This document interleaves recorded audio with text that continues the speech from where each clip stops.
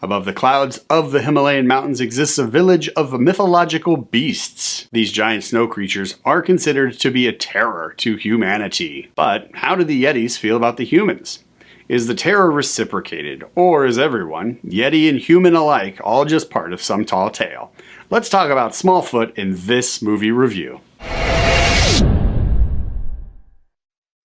The movie begins with a song about not questioning authority or existing religious beliefs, and my defenses went up immediately. The theater I was in was full of families with children, and to think that we were all just sitting there as the kids are hearing these happy songs that are being sung about conforming and not questioning authority was enough to almost get me to walk out of the theater.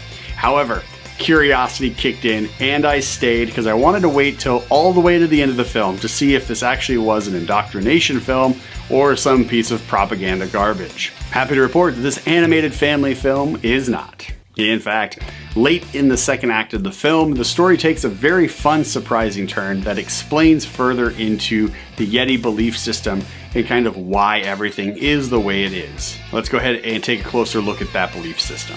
The Yeti religion is absolutely absurd, and it felt cartoonish in a lot of different ways, and I really enjoyed that aspect of the story. It's a cartoon that felt cartoonish. So far, so good. Giant snails, floating mountains, giant ice boulders. There was a lot to this world, and I enjoyed it. All of the Yetis in the town, each one, they all have an individual job or task that they're responsible for because they believe that that job or that task is going to help continue on and please the gods in their belief system.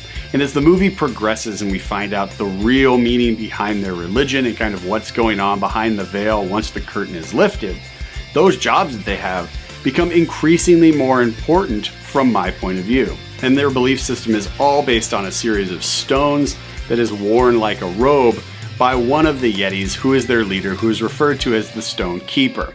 He is the one that is able to decipher the stones, and he is able to tell them all what it means and remind them of the law. That way the whole society that they live in within this village doesn't fall apart into chaos. And in their little village above the clouds, high up there in the mountains, everything is going fine until some of the Yetis actually bring a human back to base camp.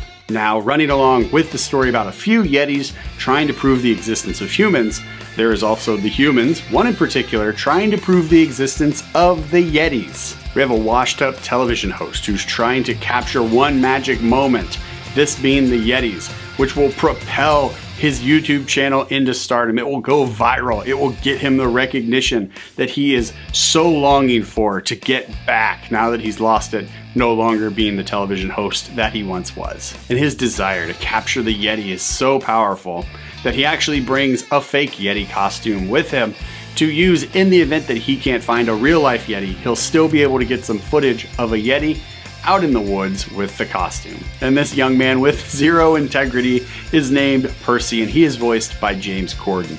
And early in the film, he finds himself in the company of not just one Yeti, but several Yetis, which is going to propel him back into stardom. Also, let's not forget about that Yeti costume he has and how it comes in handy later in the film. Don't worry, I won't spoil it in this review. In all, this film does a pretty nice job of exploring and showing different points of view, being part of a community, finding your integrity, being brave, falling in love, being truthful, and dishing out forgiveness. I was actually really surprised at the levels and the depth that this film has within the main story, because we find out that the Stone Keeper, his major responsibility is maintaining several lies to keep their society going.